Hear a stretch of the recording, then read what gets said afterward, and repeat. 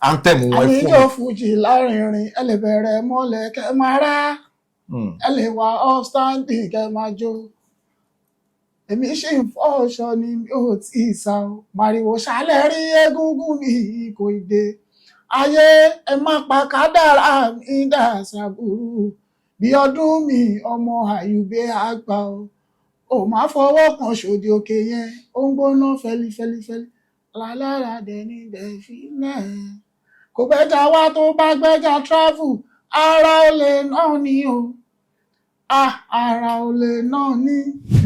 Àwa wọlé sínú hòtẹ́ẹ̀lì pé kíkà lọ ṣe fàájì bí bá máa ṣe ni lẹ́gẹ̀ Miami èmi máa gbowó mi gbogbo owó tí mo ti ná tí mo ti fi ra dátà lẹ́gẹ̀ Miami. Ẹ tètè sọ pé lè ṣe lẹ́gẹ̀ o gbogbo ẹ̀ tó wọ́n lọ kidnap mi tó bá gbé mi gbanú gbó lọ tó bá nà mí tó lọ pọ́n fẹ́ gba owó lọ́wọ́ lẹ́gẹ̀ ẹ tètè ọjọ́ kẹta sí ká padà lọ bẹ̀mí lọ kúrò ní hòtẹ́ẹ̀lì. So ẹ̀yin tí wà nílé ẹ káàbọ̀ sí orí ètò Unscripted with Jeff Owolewa. Ara ọ̀tọ̀ òun ni mo gbà yọ lẹ́nìí Fuji Mania series ibẹ̀ la wà yìí. Join me as I welcome my very special guest Ọ̀túnba Bonsue Fuji Music. Ẹ kí àwọn aráalé. Ẹ̀yin tẹ́ wo mi mo kí o AB plus Ọ̀túnba Bonsue Fuji ṣàlàfíà lẹ́wà family nǹkan. Ẹ máa wá fi ohun Bonsue Fuji yẹn ẹ máa fi gbé wa débẹ̀ ẹ kọ́kọ́ fi fún wa ní intro yẹn ná. A ò lóko a ò lódò orin níṣẹ́ mi o ẹ ṣá máa pè mí sóde ẹ sì máa náwó. Dáadáa mọṣẹ́ dáadáa mo mọṣẹ́ mi o dáadáa mo mọṣẹ́ mi dáadáa. Ẹ jọ̀ọ́ ohun Bonsue Fuji tẹ́ lò wọlé yìí ó tún ṣàrà ọ̀tọ̀ yàtọ̀ torí èmi tí ń rìn mo ti rí gbogbo Fuji music industry bí ó ṣe rí mi ò rí èèyàn tó ní irú ohun Adewale Ayuba bí titi yín báyìí ní èrè rí báwo lẹ ṣe ṣe. Ẹ̀wọ̀n gbogbo wọn láyé yìí Ọlọ́run ló fún ni ẹkùn Ọlọ́run mi mọ bí ṣe ṣe àwọn èèyàn kan ló discover talent nígbà máa kọrin bí Ayuba ó jẹ́ máa kọrin bá ṣe bẹ̀rẹ̀ nìyẹn. Ẹ ṣe bẹ̀rẹ̀ nìyẹn. Ok, kí ni orúkọ yín in full ibo la bí yín sí ìgbà wo lẹ di pé ẹ rìn ẹ jarunpá dénú Fuji music. Orúkọ mi ni Abiodun Adams. Wọ́n bí mi sí Ṣómólú ọ̀nà Fọwọ́kàn primary school mo lọ Gbóbi college. Igbobi college shout out to all the ọ̀pá ẹsẹ̀ ó lọ fà tó bá sọ̀rọ̀ secondary school ní Nàìjíríà yìí Igbobi college ìgbà yìí o ọ̀pá ẹsẹ̀ abájọ náà ẹ̀yin old boys Igbobi college náà ẹ máa rò bóyá ẹ lè ju everybody lọ. akọwà principal ni àdèmọ̀kọ́ ń ṣe. Tá bá lọ sí transport báyìí a máa gbọ́ àwọn gómìnà yẹn tí ń bọ̀ everybody máa sábà lónìí. Wow. Ẹ jẹ́ ká dúpẹ́ fọ́lọ́. Wow, I like that. So ẹ sọ orúkọ yín sìn mo gbọ́ Adams mo wo ojú yín gbàtí mo rí fídíò yín the first thing tó kọ́kọ́ strike mi ni face yín resemblance ẹ̀yin àti lẹ́gẹ́ Miami ẹ tún jẹ́ the same surname báwo ló ṣe jẹ́. Lẹ́gẹ́ Miami jẹ́ àbúrò tó tẹ̀lé mi which is Kẹ́hìndé Adams. Ọ̀dọ́ bẹ́ mi tán lọ́bí òun ló tẹ̀lé mi àbúrò tó wà lẹ́yìn mi gangan. Oh wow. Ẹ̀yin ẹ̀ ń kọ Fuji. Lẹ́gẹ́ is one of the biggest influencers ní Nigeria, is an actor. Ṣé inú family yín ṣe entertainers ní gbogbo yín ni? Mo lè sọ pé gbogbo wa pátápátá entertainers ni because first born mama mi wọ́n jẹ́ journalist làwọn wọ́n dẹ̀ jẹ́ registrar tó jẹ́ Yaba Tech mass com lórí so táwọn kan máa ń ṣe MC báyìí wọn ò fi jẹun o bọ̀ tó bá ń sọ̀rọ̀ ẹ̀yàn máa pa yín. Mo dẹ̀ tún lẹ́gbọ̀n tèmi náà tẹ́lẹ̀ tó ń lọ kọrin. Wọ́n kọ́ wa sister ẹ̀ wọ́n pè ní Ṣídìkò ó wà Ṣómólú. Really? Family of entertainers ni Adams family o. Bẹ́ẹ̀ni. Ó lọ fà. So ẹ jẹ́ ká tẹ̀síwájú lórí trajectory Adewale Ayuba ìbàrẹ̀ o.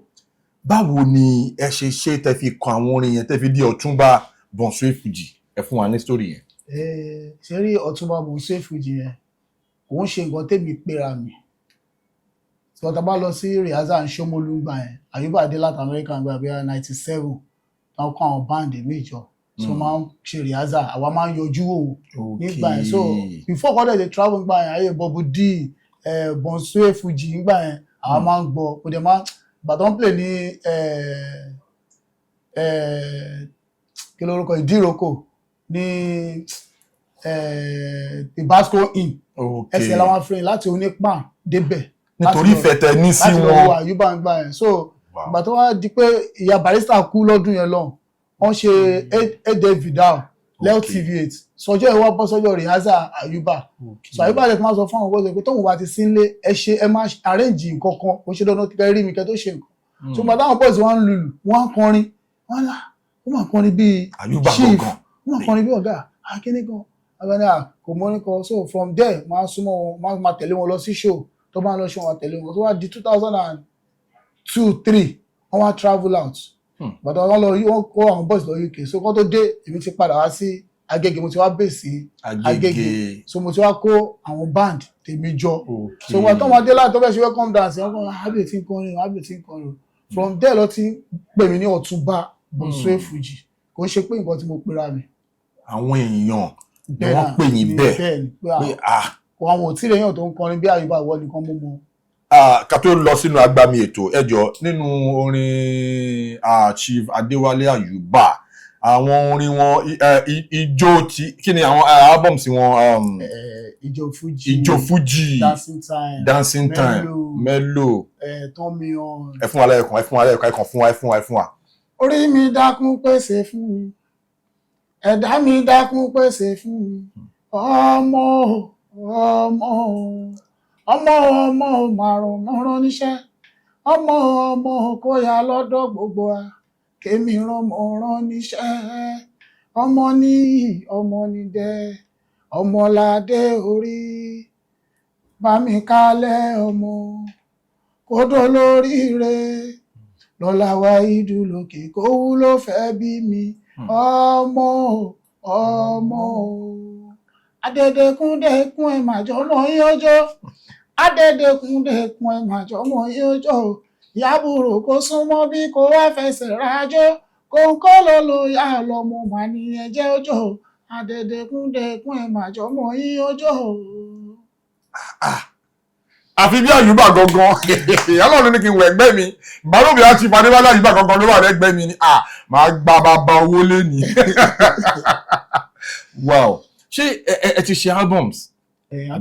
A ṣe bíi singles a ṣe kan mo ṣe kan My Way mo ṣe kan live in Lagos ìyẹn ló dàbí album a ṣe bíi live ìyẹn live ìyẹn wà ń tà sí bọ album wa kan ń bọ̀ lọ́nà sí Bọ̀súwé Fuji Way. Bọ̀súwé Fuji Way. Bọ̀súwé Fuji Way yẹn máa jáde lágbó Ọlọ́run by March ending ó máa jáde láti máa ṣe launching ẹ̀ pẹ̀lú Chief Dr. Adewale Ayuba àwọn gbogbo ló máa play fún mi bẹ́ẹ̀. Really? March 27 àwọn gbogbo ló máa play. Ayuba gangan ti endorse yín báyìí. Endorse wọ́n ti endorse. Bá lọ sórí social media handle mi máa rí oríṣiríṣi fídíò tí mo ti ṣe pẹ̀lú wọn. Wow. Ibi tó ti pè mí lọ́tùnba fún ara ẹ̀ wà fídíò ẹ̀ wà.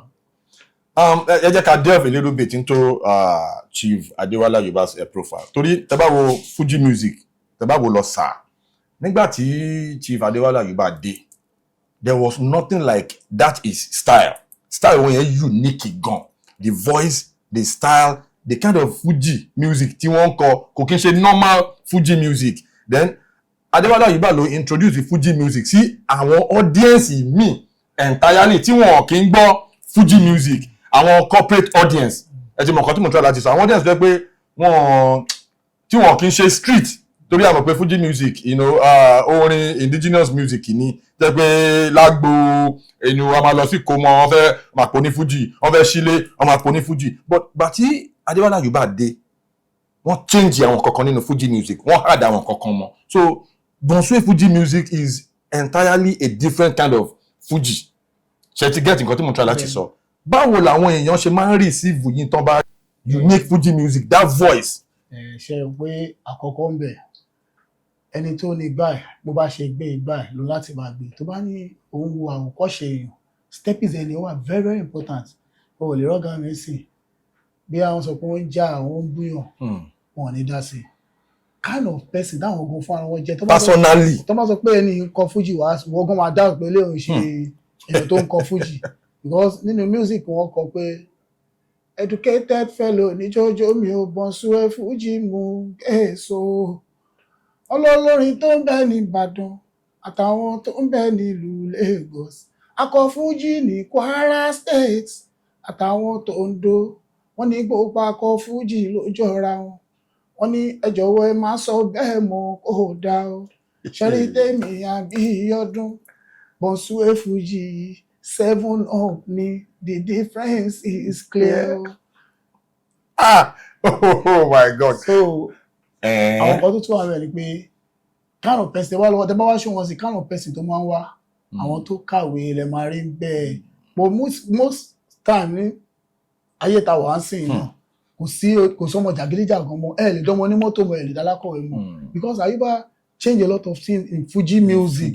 Because mo mọ àwọn ní Fuji èmi jẹ́ pé ìgbà tó ń bọ̀ mo mọ bó ṣe rí nísìnyìí tẹ́nìkan bá sọ pé kìnìkan Ayuba is the first person to kọ́kọ́ rap nínú Fuji music. Ẹ fún wa.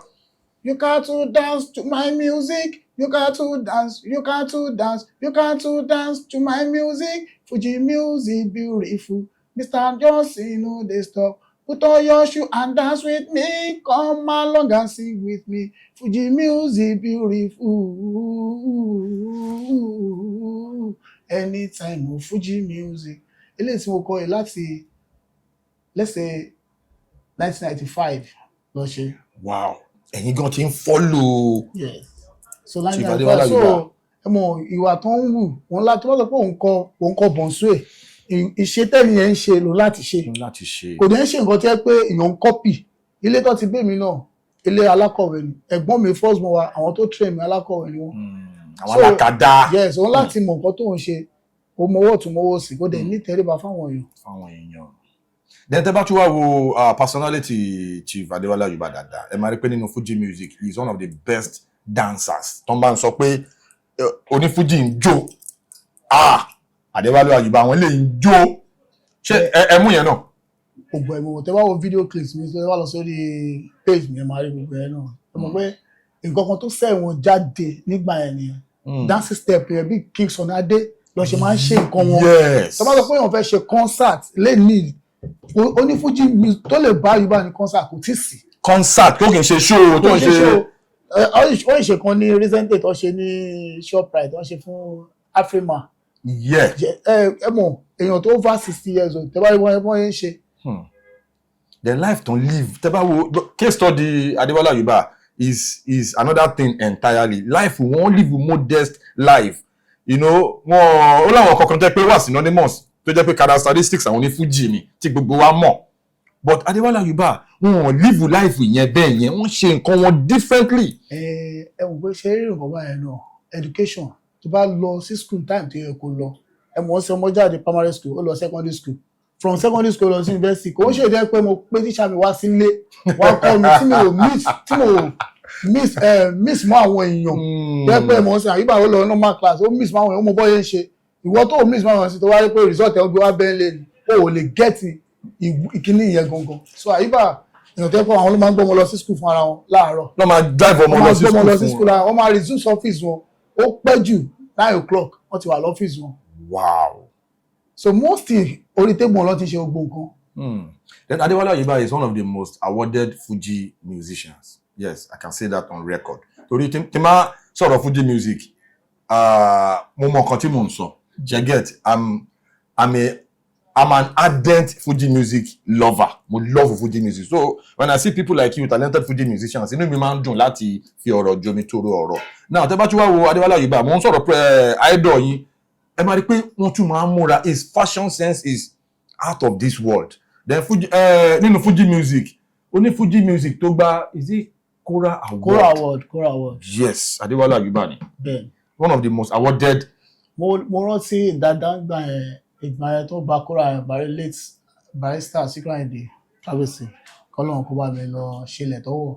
Àmín. Ní ìtura fún wọn. Àmín. Ọmọ rántí ìgbà tó gba Kora Award yẹn gbà yẹn wọ́n dìde pé lọ sí Fuji chamber ni pé barrister ló ní. On dedicate ẹ̀ fún barrister. Pé barrister ló ní pé kò ń ṣe àwọn pé kọ́ sí barrister ò bá play Fuji àwọn ò ní lè play ẹ̀. So kéèyàn tó lè gba Kora Award kò sóní Fuji tó gba Kora Award. Kò sí. Kò sí. Adewale Ayuba gba Edis. Bẹ́ẹ̀ni. ó dà pé wọ́n gba Afrima. wọ́n gba Afrima. So mo mọ nǹkan tí mo sọ, one of the most awarded Fuji musicians. Àwọn record yẹn ò lè parẹ́. So coming from that angle, tẹ́lẹ̀ pé ẹni iṣẹ́ púpọ̀ láti ṣe. And I've seen a lot of your videos. You are living up to that expectation because ṣùgbàǹgbà ni bàtà Yahoo ni ó tóbi gan. Because mo lè gbàgbé mo lọ joint kan, a máa ń play ń bẹ, a máa ń pè bẹ lockdown, máa pàdé ẹ̀gbọ́n mi Ṣẹ́gun Blessing, shout out to Ṣẹ́gun Blessing. Abe, nǹkan tó ń gbé dání ṣé o lè gbé ṣá? Bí mo pé òun rí pé ògbó yẹn máa fara wọn gan o, kò dẹ̀ fi ọgbọ́n ṣe. Mi ò ẹmọ mi kò máa rí wọn lókèrè ni, jọ́sọ́ kan pé Abe wa wọ́n sọ bá Ṣẹ́gun Blessing ló pè mí. Ẹmọ tó wá sọ̀rọ̀ dẹ́ pé tó lè ṣe mí láǹfààní fún mi láti sọ̀rọ̀ ṣe sí fún mi. I'm so surprised. Ó wá fún mi ní more courage, more nǹkan tí mo rí pé I can do better than this. Àtìgbà tẹ́tí wá ń kọ Bonsue Fuji style of music yìí, àwọn challenges wo lẹ ti face? Torí kò kí n ṣe nǹkan tó easy. Ẹ lè débì kan, ẹ mọ̀, resentment, jealousy, oríṣiríṣi ló máa ń ṣẹlẹ̀. Àwọn experience wo lẹ ní, then from fans tó máa rí pé this person is singing exactly like Ayuba. Báwo làwọn fans, especially àwọn female fans, báwo la máa ṣe ń receive yín? Ṣẹ́rí àkọ́kọ́ bẹ̀rẹ̀ pé kọ́lọ̀ jẹ́ kí ayé dá ojú ẹ̀dá mọ̀. Ayé ò tí ì dá ojú ẹ̀dá mọ̀ ni pé ẹlòmíràn àwọn ọmọ bàbá kan kọrin báyìí bá èrè ọjọ́ ẹlòmíràn ò lè send fídíò ṣé ó lè ṣe lóòótọ́ ẹlòmíràn máa doubt. Tẹ́sí bá débẹ̀ gan ẹni wá ní súnmọ́ lẹ́ni wà látijọ́ ọjọ́ ẹ̀ bá ń wá rú ẹni yìí. Mo ti lọ ṣóòrí tẹ́ pé èèyàn kan kọjá lọ ní alọ́pẹ́ bẹ́ẹ̀ ní Agric lọ́nà abúlé Ẹ̀gbá ni. Àwọn lọ ẹni wọn kọjá ló wá pè pé Ayuba ló ń play wọn láti park wá sórí stage party ní big party pé ṣé o ti rí Ayuba rí?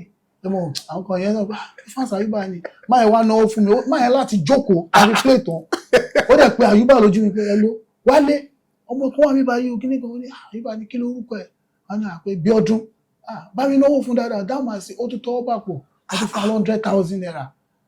Àìmọye bẹ́ẹ̀ tí máa lọ jọ́ tèmi gan tẹ́lẹ̀rẹ́ mi bá pè lọ́wọ́ pé àjẹ́ kí ọ̀rẹ́ kó sáré fi start tí n bá gba máa gan máa gba glory ju ẹni tí tó ní show gangan lọ. Ẹ fún wa torí lórí ètò a máa fàájà o.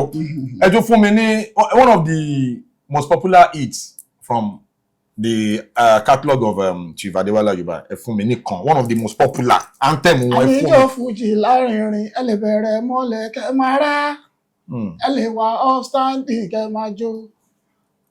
Èmi ṣì ń fọ́ ọ̀ṣọ́ ni mi ò tí ì sá o. Màrìwò ṣálẹ̀ rí egúngún mi kò dé. Ayé ẹ má pa kádàrá mi dà ṣàbùrù. Bí ọdún mi ọmọ Ayùbá àgbà o. Ò má fọwọ́ kan ṣòdì òkè yẹn. Ó ń gbóná fẹ́lifẹ́lifẹ́li. Lálára dẹni dẹ̀fí náà. Kò gbẹ́jà wá tó bá gbẹ́jà travel. Ara olè náà ni o. Ara olè náà ni. Ara olè náà ni àdòǹkì alẹ́ mi wá o àdòǹkì alẹ́ mi wá bọ́mọ dúdú bá kàn mí ọyà fi pípọ́n ṣe rọ́pò ní máyá má enjoy lọ tí má sùn lóru kí má wá bí ló má ya bíyàn láyà nílé ó ń sọ nídòní kanra kólóbá alóyìn lòun bí ọdún àgbédégbé yọrẹ o filẹ̀ bàbá wọn tá tán délẹ̀ o. Oh my God, as in lọ fún àwọn tí kò tí tán síbẹ̀ ọ̀rọ̀ ẹjẹ́ ká sì máa bá ètò lọ. Now nínú Fuji music wọ́n máa ń pa àwọn kankan ní wọ́n máa ń pè kankan ní composition torí kò easy. Fuji music is a music for intelligent people. Ọ̀dẹ̀ ò lè kọ Fuji torí ẹ máa gbọ́ pọ̀ lọ́lẹ̀ ẹ máa compose kàn lè kọ kẹ́ record kò possible. Ẹ ṣẹ̀ṣẹ̀ máa kó band jọ, ẹ ṣe máa lọ ṣe rehearsal, ẹ ṣe máa lọ sí studio, ẹ ṣe máa lọ ṣe beat, ẹ ṣe máa wá lay voice, ẹ ṣe máa wá ṣe gbogbo sequencing and all of that. Ẹ ti ń kọ Fuji. Mo sọ fún yín pé gbogbo eléyìí tẹ́ ń sọ fún mi ní wọ́n tí mo pàṣẹ wa o. Mo mọ̀ gidi Fuji music mo máa ń gbé sórí bí gèlè ní kí n fi ṣeré. Ẹ ṣe gan sa. So àwọn studio experience yìí maybe bóyá ẹ lè fún wa ní something from the album tó ń bọ̀ ká kan máa bí teaser from the album tó ń bọ̀ ká máa jẹ yẹn lọ́nà kó tó di pé album yẹn máa dé. Kò ń ṣe nǹkan tó rọrùn. Tó bá kọrin báyìí ìlú wo ló bá lọ rhythm wo ló bá lọ voice wo ló bá lọ ó kàn lè jáde kó sọ pé ó fẹ́ kọrin. Ìrìn àjò tí mò ń sọ yín sìn starting from 2003 mo ti bẹ̀rẹ̀ pé láti sọ pé èèyàn fẹ́ bẹ̀rẹ̀ sí kọrin tó dẹ̀ pé kò dẹ̀ tí débẹ̀ tí mo dẹ̀ máa ń kọ́ jẹ́ pé ìṣẹ́jú 5 lọ́kọ̀ tán ti débẹ̀ so gbogbo ìjùgbọ́ lọ́nà àwọn afọ̀gbọ́n fọ́lọ́run ni so album tó ń bọ̀ lọ́nà òun ni pé ọkọ̀ lóró omi ẹni mọ̀wẹ́ kò ká lọ àbẹ̀ tí dòde o ọkọ̀ lóró omi ẹni mọ̀wẹ́ kò ká lọ àbẹ̀ tí dòde o wọ́n bí mi lólórin mo mórin sẹ́nu ni wọ́n bí mi lónìlù mo tẹ́wọ́ gbàjọ́ òun lò lọ́nà méjì tójúṣe orin yéyéyé ọkọ̀ lóró omi ẹni mọ̀wẹ́ kò ká lọ àbẹ̀ tí dòde o. So kí ni title album yẹn? Bonsue Fuji Way. Bonsue Fuji Way. Ẹ̀yin tí wà nílé ẹ jẹ́ kí n tún for opportunity kí n tún sọ torí iṣu àtẹnumọ́ òkín. Iṣu àtẹnumọ́rọ̀ ń jóná.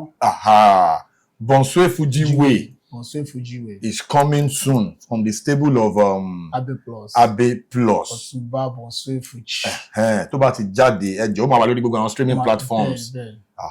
Ẹjọ́ tábà inú wa dẹ̀ máa dùn tẹ́ bá máa ṣe irú fídíò yẹn coming from your angle tí ẹ bá lè feature Chief Adewale Ayuba sínú fídíò yẹn as bí cameo appearance ó máa tún jẹ́ kí ó tún ní oníwèé because mo máa ń sọ I'm always an advocate of Fuji music longevity, that is àwọn new set of Fuji musicians ó yẹ kí àwọn legends wa kàn máa fún wọn ní adequate support torí tẹ́ bá rí Dr. Sikiru Ayinde Barrister kọ́lọ́n kó dẹlẹ̀ fún ẹni rere ẹ máa rí pé ìgbà tán dá Fuji lẹ̀ wọ́n ṣe àwọn oríṣiríṣi nǹkan láti rí pé next generation wọ́n jẹ́ kí iṣẹ́ yẹn easy fún wọn wọ́n support wọn so òun lè fi rí pé Fuji music yóò sì di nǹkan tá à ń gbọ́ lẹ́nu àìmọye genres of music tó ti wá lẹ́yìn ìgbà yẹn before ìgbà yẹn gan tó ti lọ tá à gbọ́ wọn mọ́ so for Fuji music to still be popping iṣẹ́ bàbá yẹn ni wọ́n support gbogbo àwọn so kí ni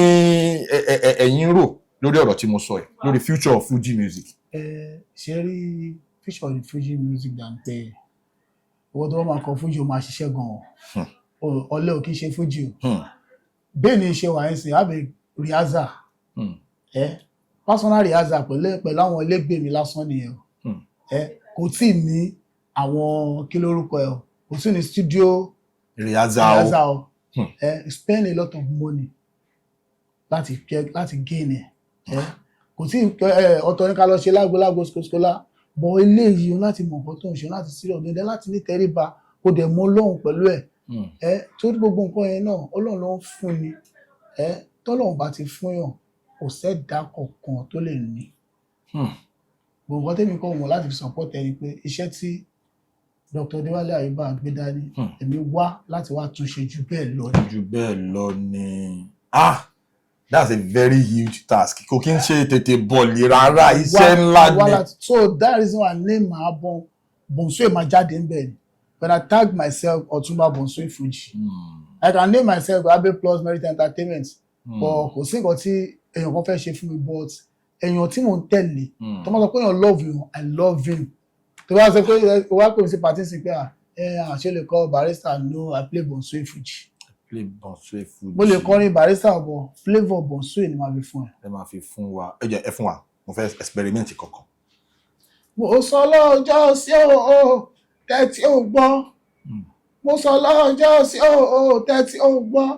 Ọmọ kékeré bá roko bàbá bá sọ fọmọdé o pásìkò kò títò o bọmọdé o bá ti ní sùúrù àtẹ́bọ̀ lóko ni o alálẹ̀ ẹ̀kọ́ pé ní ti gbogbo wa ni mo ṣe tẹríba fara wájú kan dáa fún mi lé ni o mo ní bẹ́ẹ̀ kọ́ ló bá ti jú baálẹ̀ o ṣáká ló dájú lẹ̀ tẹ́rì yẹn a sì máa lanu ni mo ṣe bá kí n tó wọlé agódò lé ni mo ṣe bá kébékú ara o bá mi kẹ́pẹ́ fún mi ni o bẹ́ẹ̀ mo ṣe bá Àyìndé wá sí olórí ọmọ ọba ní Ìjẹ̀bú Òde o bẹ́ẹ̀ mo ṣe bá bó bá ṣèlú ìkẹ́ni eréke o ọmọ àfiwúrẹ́ fọ́ṣọ ọmọ òkè táwọn onílégún tó ṣe pé ó ní gbé ní ìdébẹ̀ o má pé mo bá ẹ lóye mo pé ẹ lórúkọ Adewale Ayuba bàbá Débísí Àmẹ́dá ọkọ̀ àzùká ego ẹ̀yin lẹ gbé sí mi lẹ́nu ẹlọ́jọ́ tí mo rò níṣà ohun ojú mi rí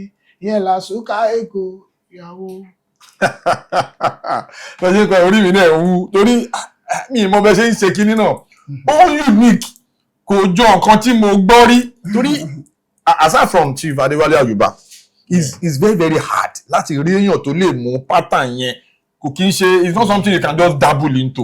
Ọlọ́run ni most ti gbà bẹ́ẹ̀ ok mo lọ party kan ní sáwọ́dẹ̀ tó kọjá yìí ẹ̀gbọ́n kan wà bẹ́ẹ̀ very long brother ní Ṣómólú ni mi ìtàn pẹ́ ni ẹ ló ń kọrin wọn ti gbàdúrà débẹ̀ wọ́n ṣàrí pé lára àwọn tó ti bá mi ṣiṣẹ́ rí lùlù ń bẹ̀ wọ́n ṣàrí kí àwọn tún bá yíbà ẹni ẹ̀ dẹ̀ bí ẹni ẹ ti gbọ́ orúkọ mi rí bọ̀ kò mọ̀ mi wọn láti débẹ̀ ṣàrànáwó fún wọn àwọn tó wá ń ṣe patí láti wọn pa ábẹ́ ò lè lọ wọn fún wa lóhùn ẹni tó ń kọrin wọ́n ń wò mí bíi pé ẹni tí kò rí mi rí ni wọ́n ń wò mí báyìí pa níbo ni èyí wà wọ́n lọ ọgbà làwa wà so ẹ bá gba mic.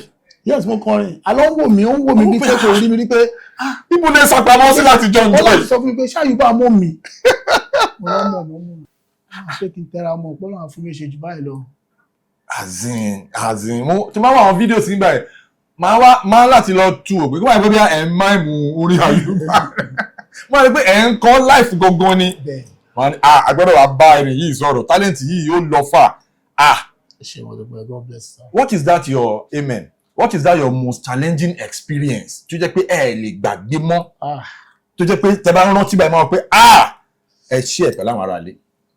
Má lè gbàgbé experience mi lọ́jọ́ tí mo lọ fẹ́ lọ play fún Alábẹ́òkúta bàbá ẹ̀ ń ṣe wedding fún ọmọ ẹ̀ ọmọ bàbá ẹ̀ ní Dr. Ashadi wọ́n ti kú sí wọ́n pè ní kọ́lá play aláti lọ gbàrà iṣẹ́ ní Abẹ́òkúta tí rẹ̀ ọ̀kan lọ ahead bọ̀ bàbá yóò fún wa ní balance pé tá bá dé síbẹ̀ ló mọ̀ fún balance ìgbà tí gbogbo wa máa dé ta kóra sínú bọ́ọ̀sì tá máa dé sí Abẹ́òkúta káàdẹ̀ kó oníṣẹ́ sọ pé tóun bá ti gba owó òun ò ní lọ kò dẹ̀ sí ayé fóònù nígbà yẹn àṣà gbọ́ wá bàràbàrà àṣà àwọn èèyàn kan lọ sí inú bàbá yẹn ní pé tó máa ti kó oníṣẹ́ wa ìgbà tó máa release instrument fún wa ó ti ń bọ́ sí after 1 lọ́sàn-án àwọn tó wá látẹ̀kọ̀ wọ́n ti ń padà àríṣò yẹn ṣe o ìgbà tí wọ́n padà dé kò tó máa dọjọ́ Tuesday bàbá yẹn wá bá mi pé tí n bá dáwọ́ òun padà kó òun máa pa mí ni mo ò dẹ̀ rówó dá padà because oníṣẹ́ òun fún wa lówó padà èèyàn tá fún balance owó tó wà lọ́wọ́ lòun ti gba mọ́tò òun ti pe engineer ìgbà tó máa dọjọ́ kí bàbá yẹn yọ̀gùn wá bá mi pé òun máa gbóhùn ṣáà láti dọ̀bálẹ̀ sí àwọn ṣáà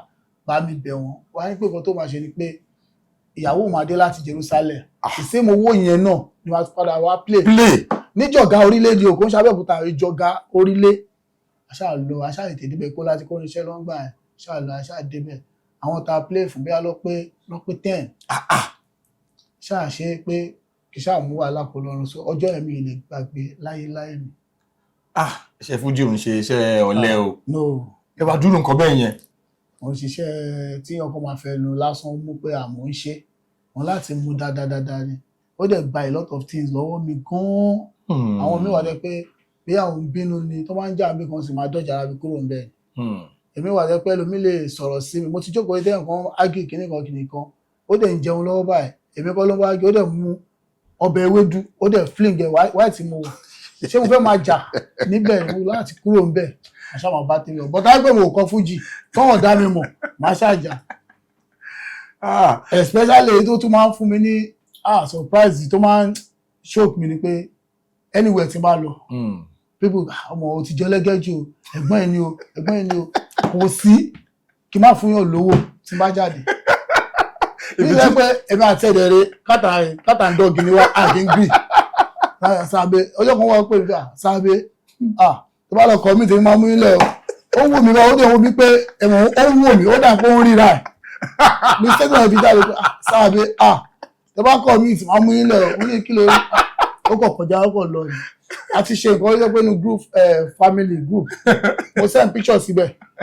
second born wa bèrè lọ́wọ́ àwọn bèrè ní group pé ṣé Kẹ́hìndé lélẹ̀ àbí Bíọ́dún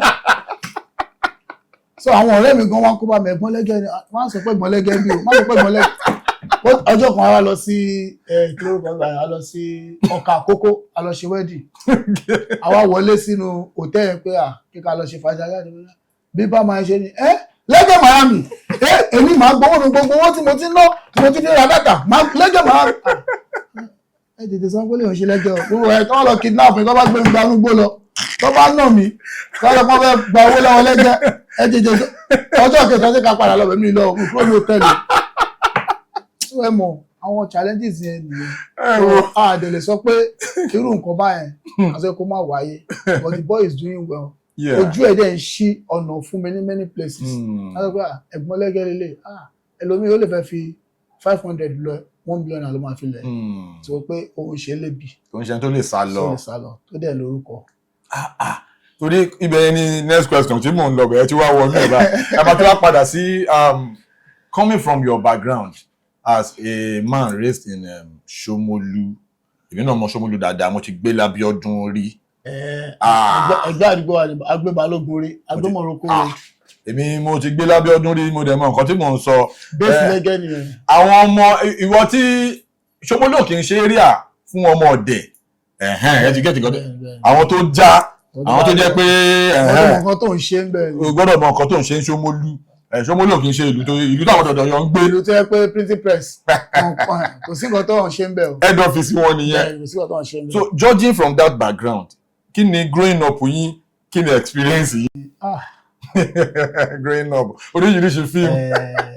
àti ẹ̀kọ́kọ́ dúpẹ́ pé mo lọ Gbóbi college mo ti dúró. Gbóbi college gan another life lọ́tọ̀ ni. mo dúpẹ́ gan-an lórí ìrìnàjò because ó rọ̀ díẹ̀. because mọ́mọ́ á jẹ́ àwọn tẹ́ pé oúnjẹ ló máa ń tà. okay. so tó wá jí ní àárọ̀ ń bá mi èmi ló máa kọ́kọ́ jí nílé because primary school wa lọ ti máa ń tó oúnjẹ. okay. tó wá jí láàárọ̀ báyìí tèmi báyìí ń sùn táwọn ti ń dáná lẹ́kùnlé gbá iná gíní o. bí ọdún o àwọn aláyé tí mo pélé ti mọ́ nìyẹn bí ọdún o ló máa tọ́ bí ọdún o máa dẹ̀ sùn gẹ́gẹ́ lẹ́gẹ́ ìwà lẹ́lẹ́ tó ń yín sùn. so from there mi máa tún gbóúnjẹ tó bá ṣe tán mi máa gbóúnjẹ lọ sí school yẹn náà ni mo ń lọ kẹ́lẹ́ mo táǹtì máa dé school mi ní timekeeper èmi máa lọ aago assembly tó bá tún close náà bí n ṣe lẹ́sìn bàṣíà ráìsì yẹn èmi náà ni máa tún dá padà sílé.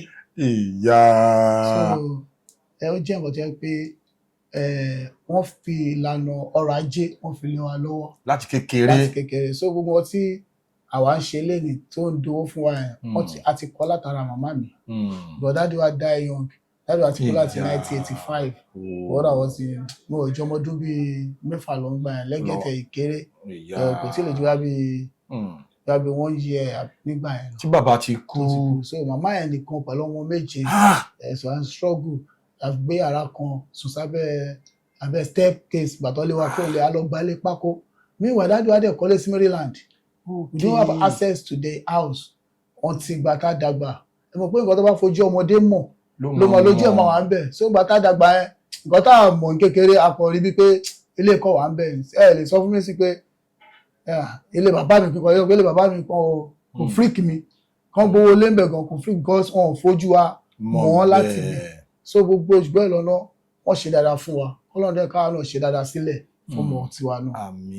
àmín ẹ ti sọ àwọn experience lẹ́gẹ́ torí I was actually coming to that lẹ́gẹ́ experience torí ẹjọ́ ra gidi gan ni. ẹjọ́ kan mo lọ sí ọlọ́lé ẹ̀ adélé ọ ní ẹ̀yà wọn mọ̀ báà lẹ́yìn ṣe jẹ́ kẹ́hìndé ṣe bó sọ pé òní kejì kíní kan ẹ̀yọ̀ kan adálọ́pọ̀ ẹ̀gbọ́n yìí wọ́n lọ́tọ̀ wọ́n ń bọ̀ ó ní bó ṣe mú fóònù ló ṣe mú fóònù bákan lè jọ ń sọ̀rọ̀ àwọn ọ̀bẹ̀rẹ̀ kúrò bẹ̀ ṣàkọ̀ rẹ́rìn ṣe gbogbo ẹ̀ lọ ṣá máa fògùn fọ́lọ̀ but the boy is doing well. inú mi dùn gan láti bá yín sọ̀rọ̀ torí lẹ́gẹ̀ na my padi àjọ wà nínú industry when he was still very active nínú industry báyìí so na very nice guy so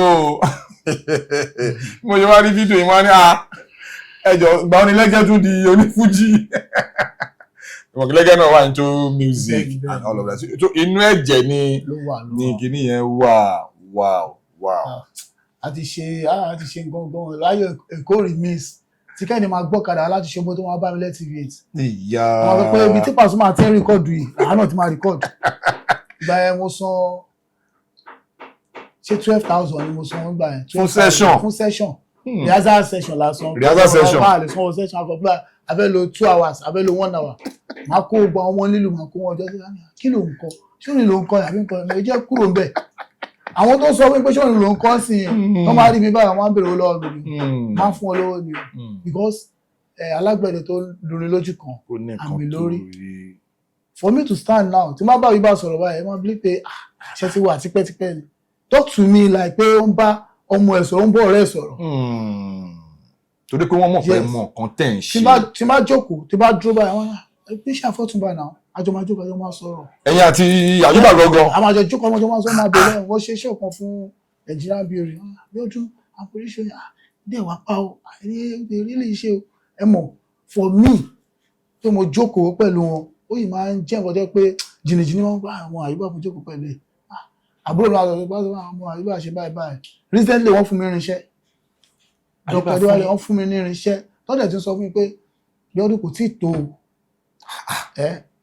mo pa àwọn ẹ̀gbọ́n mi wọ́n dúpẹ́ lọ́dún àyẹ̀ṣẹ̀ bẹ̀rẹ̀ ni recently ni mò ń sọ yìí wọ́n fún mi irinṣẹ́ tọ́jà sọ pé Abiodun I just want you to work towards your release album ẹ̀ kàn dá ojú ẹ̀ mọ̀ wọ́n máa ti dá ojú ẹ̀ mọ̀ gbàgbé ètò kò máa easy kò sí nǹkan Ọlọ́run ló fún ẹ kò ń ṣe nǹkan tí èèyàn lè gbà lọ́wọ́ èèyàn voice yẹn Ọlọ́run ló fún ẹ lò ó dáadáa. Shout out to Chief Adewale Ayuba. Thank you so much. God will continue to bless you and your family for all you have been doing. Torí irú àwọn stories báyìí ni mo máa ń like kémi máa gbọ́ sétí when it comes to Fuji music. Wọ́n kì í lé mi o, wọ́n block line mi o. Mo kàn sígbà tí mo kì í pè wọ́n that very day tán ṣe birthday. Wọ́n á pe manager wọn pé máa láì láti lọ kí ọ̀gá estate ọ̀gá wọn máa lè wọ́ bẹ́ẹ̀ níyà o. Mo kàn pé jẹ́ ìfẹ́lẹ́ mo kàn pé Ayuba direct sí wọn. O pàlàyé direct. Láàárọ̀ kùtùkùtù. Pàlàyé direct. Ní 6 o'clock. Happy birthday sir. Mo dey wish láti wá kí okay máa send address ẹ̀. Kò pé 2 minutes wọ́n ti send address wọ́n send code time gbọ́ estate wọn ní code time tó máa wọlé time tó máa jáde. Wọ́n send ẹ̀ sí wọn láti fẹ́ ọ̀rẹ́ mi pa àwọn believe wọ́n ti bá tó wá dé gate wọ́n ní wíìzì àbẹ̀ wọ́n ṣe wọ́n picture mi ti wà nínú system ń bẹ̀. Wow. Ó gbé ojú mi jáde. Tí system yìí tí orúkọ yóò wá tó fèsì yóò wà ń bẹ̀. O ò lè wọlé. Ní àti ìgbà tí wọ́n dé báyìí àwọn ẹgbẹ́ sẹ́nu gate àwọn òkúta lọ ṣáà rí mo ti wá rí mọ́tò wọn tà because ilé wọn àdúgbò yẹn ó dàbí pé wọn wá UK because fence wọn ò dáa púpọ̀ àwọn gate yẹn ṣí gbọ̀gbọ́ bí ọdún ẹ wọlé láti òkè àwa wọlé housemaid wọn ti wá ṣí ilé ẹ̀kọ́ sáà tó mọ́ àwà ilé Ayuba àwọn ojókòó sí bí ọdún free fi ilé nílé ọ mo kàn ń gbóhùn yẹn mo ò tí ì rí wọn. Ẹ tí ì rí wọn. Bẹ́ẹ̀ lọ àwọn ọ̀rẹ́ mi ṣáà wo ẹmu wọn lẹ́mọ̀ ẹ̀wọ̀n ní fọ́ ẹgbẹ́ ìdí kan wọ́n fi jókòó pé ṣé ilé Ayuba làwọn àṣà ìgbà tó kàn wọlé bọ̀ wọ́n kàn kọrin bọ̀ ní Abiodun báwo ni o. Wow. Àní mo tẹ̀ fẹ́ gbà wọn kan lọ́wọ́ ẹ lẹ́nu àwọn àpèké ni máa ń sọ fún mi ẹ máa ń ṣe o tó bá ti ń kọrin ó yẹn lọ́mú kúrò wọ́n dẹ̀ gbé fún wọn jáde wọ́n dẹ̀ gbé mp3 jáde wọ́n dẹ̀ ń play orin mi fún mi. Pé Abe ó mọ̀ pé gbogbo nǹkan tó máa ń ṣe máa ń listen sí wo báyìí eléyìí tó kọ yìí báyìí kọ́ mo ṣe kọ báyìí ni kò ṣe ṣe. Bẹ́ẹ̀ bá mi sọ lọ́tọ̀ tó yẹ pé wọ́n ní kí gbogbo àkàpà fóònù à kò ṣe nǹkan tó lè gbọ́ ta báyìí tí gbogbo ẹ lọ ní pé nǹkan tó lóun ò fún ẹ má fi gọ̀gọ̀ fá o. Pé nígbà tí mo dé láwọn sìn mi ò rí pé ọmọ kan ó ṣe báyìí ọmọ kan ó ṣe báyìí pé ọmọ kan mú gbó nǹkan tó ń ṣe títí ẹ má fi gọ̀gọ̀ fá o. Àsìkò Ọlọ́run ló jà jù di Ọlọ́run ẹ̀ mú. Don't turn yourself to nuisance front of your fans. Tó bá náwó fún ẹ dún kí wọn kò dúpẹ́ má wàá máa pè wọ́n lémọ́ tó bá ti pè wọ́n lémọ́ ti tẹ́ lọ́wọ́ wọn nìyẹn o. Àwọn ní kí n lè jẹ́ nǹkan lóṣù but they ma work to your album kó máa jáde kó máa rí ẹ̀kọ́ wà relevance. So ọ̀rọ̀ yẹn lásán ó ju owó lọ. Ó ju owó lọ wọ́n mẹ́ńtọ̀ yín. Mo ń lọ bẹ̀ pé ẹ sá pé owó lọ o kó ṣe pé mo nílò owó látọwọ́ wọn mo mi ní béèrè. Kọ́sọ́ ti fún mi ní nǹkan tí fẹ́ jẹ ohun yẹn lásán. Support tó tún wá ń fún yín. Ohun yẹn lásán ó ṣílẹ̀kùn fún mi many places. Kàtí bá a sọ pé ojú àbúrò mi lásán. Torí ẹlòmíì tí ẹ bá ń tabarọ ọ̀gá mi tí ó ń rọmọṣẹ́ tí ó ń rí ọmọ tó ń follow pattern ẹ̀ àwọn ọ̀gá kan wà tó jẹ́ pé wọn ò ní fẹ́ kó grow with the fear pé kó má lọ padà outshine mi but in this case now wọ́n support yín gbogbo nǹkan tó like wọ́n mentor yín gidi gan. Just like àwọn náà fẹ́ pé brand àwọn. Legacy yẹn kó má lọ into extinction. Àwọn náà fẹ́ tó bá dẹ̀ gbé dání wọ́n dẹ̀ ríbi ṣe gbé lọ ṣe fún support yẹn. because ìgbà yẹn táwọn jáde àwọn promoter wà sí kò sí promoter social media ló wà just like irúgbọ́n tẹ́ ń ṣe fún wa ẹ̀sìn wo ló ń tà wá sí táǹsì. bẹ́ẹ̀ni. ẹni tó mọ̀ tẹ́yìn mọ̀ èmi ò mọ̀ ẹni tó ò rí mi rí sí ó ti rí mi. ọmọ rí yín lórí platform. It's very so very good. talk to me bíi ipe ó ń bá ọmọ ẹ̀ sọ̀rọ̀. ẹ tún jẹ́ ká tún wọ inú another popular hit Chief Adewale Ayuba mi ẹ tún fún àwọn ará ilé torí kò ṣeré. orí mi wú ọ́ máa kọrin lọ́wọ́ yìí I'm going to bọ́ sùn ẹ̀ Fuji ṣẹ́ ń bá ọ. ohun tí ó lè rẹ́ ẹni tó lẹ́sẹ̀ ló lè jó. I'm going to bọ́ sùn ẹ̀ Fuji ṣẹ́ ń bá ọ. àlóyìn lòun bí ọdún àgbẹ̀dẹ̀gbẹ̀ ọ̀rẹ́ o. mo sọ tẹ́lẹ̀tẹ́lẹ̀ ọmọ Mr. Johnson Adéwálé o. ṣọ̀rí fìràn ọmọ ní orí kíkọ ni o. mo sọ lọ́jọ́ sí bọ́bù tó gbé wọn jáde lọ́jọ́ sí o. ṣọ́gbọ́n balẹ̀ lẹ́yìn ẹ̀wẹ̀ so. ìyàlẹ́ lẹ́yìn ẹ̀wẹ̀ so. òdòdó kan ń bẹ nílẹ̀ yìí tá a fẹ́ jẹ́. òdòdó kan ń bẹ nílẹ̀ yìí tá a ti jẹ́. ọmọdé yìí lẹ́wà púpọ̀ jù àmúṣẹ́. òrékè yìí lẹ́wà púpọ̀ jù dára nílé. balẹ̀ lẹ́yìn ẹ̀wẹ̀ so. ẹ̀wẹ̀ so. balẹ̀ lẹ́yìn ẹ̀wẹ̀ so. ìyàlẹ́ lẹ́yìn ẹ̀wẹ̀ so. òdòdó kan ń bẹ nílẹ̀ yìí tá a ti já. òdòdó kan ń bẹ nílẹ̀ yìí tá a ti já. ọmọdé yìí lẹ́wà púpọ̀ jù máa mú ṣáyà. òrékè yìí lẹ́wà púpọ̀ jù dára nílé. balẹ̀ lẹ́yìn ẹ̀wẹ̀ so. ṣó gbàgbé nígbà tó ń ṣe. ìyá ẹ̀ ò mọ̀ bàbá ẹ̀ ò mọ̀ ó dìgbà tó oyún bá yọ. wọ́n á máa nù ẹ́ wọ́n á máa bẹ́ẹ̀. wọ́n ní kò níṣó lọ́dọ̀ ẹni tó lóyún. wọ́n ní kò níṣó lọ́dọ̀ ẹni tó lóyún. ìyẹn lórí tó gbé wọn síta o. orin 90s dọ́kọ̀dé wálé Ayuba ni. ó lọ fà o. wàláì èmi gan bẹ ṣe ń kọ yẹn èmi gan ń fọ́ kí ló dé tálẹ́ǹtì yẹn ti pọ̀ jù. èmi ṣì ń fọ́ ọṣọ ni ó ti sá màrìwò ṣálẹ̀ rí egúngún ní ipò ìgbé. ayé ẹ má pa kádàrá mi dà sàbúrú bí ọdún mi ọmọ alájí àgbà. kí ló dé ó ti pọ̀ jù. ní báyìí tí àwọn fáǹsì yín tí wọ́n bá fẹ́ pè yín tí wọ́n fẹ́ bíyà event lọ́n fẹ́ pè yín sí ni o tàbí wọ́n kàn fẹ́ kí yín torí nǹkan tẹ́ ṣe lórí ètò yìí ó ń lọ pàlọ́ báwo lọ́n ṣe lè rí sí yín. Always lórí Andrew Abe Plus lórí Instagram Abe Plus lórí TikTok Abe Plus lórí YouTube Abe Plus lórí Facebook Abe Plus. Abe Plus ok bóyá ẹ ní WhatsApp management yín kan tẹ́lẹ̀ fún wọn tán lè pè àbí kan. mo lè fún yín ní nọ́mbà 080 23 38 54 12 080 23 38 5412. ẹ wá fi ohun orin kẹfì dúpẹ́ lọ́wọ́ àwọn fáǹsì nítorí tí ń jó tìyìn láti get go kàfẹ́ rà pọ̀. mo dúpẹ́ fọlọ́hún ẹ̀yin tèmi ó bí ó sẹ́yìn kò sọ tún bá lànà tán Ayuba Adéwálé ó a ò lóko a ò lódò orin ní iṣẹ́ mi ẹ ṣá máa pè mí sóde kẹsì máa náwó ẹ̀yin lẹ́ ń gbọ́ àwa là ń gbóhùn sókè bí ọdún ẹni ká máa kọ́ ẹ̀yin bẹ́ẹ̀ ní kálẹ̀ fún wa ni ṣùgbọ́n ẹ ò ní owó tí ò lágbára lọ́wọ́ ọba ẹ̀yin fáànù mo ní kó máa dán kó máa dùn kó sì dára fún ẹni kó máa dán kó máa dùn kó sì dára fún ẹ lójú kẹ́ni màmá ní ọmọ ádámọ̀ kó máa dán kó máa dùn kó sì dára fún ẹ ẹ ò ní sí ikú ọmọ lágbára Ẹlẹ́dùn máa rè ni ẹ ò ní délé bẹ́ẹ̀ kún ẹ ní délé bó ṣe lágbára Ẹlẹ́dùn máa rè ni mo tọrọ iwájú lójú múlẹ̀ sí iwájú ló láyún ó máa lọ ní ẹ ò ní rí gbé sọnù bí ó ṣe bí ọmọ Ọ̀túnba bó ṣe fún mi ẹ ṣe gbọ́n sá. In fact ẹ ṣe gan pé àpè yín ẹ jẹ́ wa ògo yín tó ń tàn kò ní wọ́kùnkùn lágbára Ọlọ́run ẹ̀yin tí wà nílé ẹ rí i pé àfàájá gan pẹ̀lú Ọ̀túnba Bọ̀súwé Fuji a dẹ̀ tún fẹ́ sọ lẹ́ẹ̀kan sí pé ábọ̀mù Bọ̀súwé Fuji way ó máa drop very soon this is not the last time tá a máa gbé yín wá sórí ètò mo lérò pé tá a bá tún ké sí yín ẹ máa tún jẹ́ wa so tí ábọ̀mù ẹ bá ti jáde ẹ jọ̀ọ́ ẹ pè wá ẹ̀bọ̀ wa lọ́sùn lágbára ọlọ́run kí ọlọ́run mọ́jọ́rò ọlọ́run á ṣe fún wa.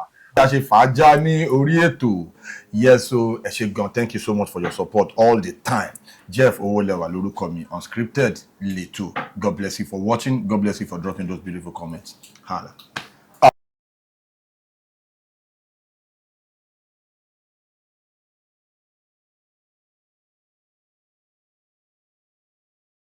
Please subscribe to my YouTube channel and press the notification button.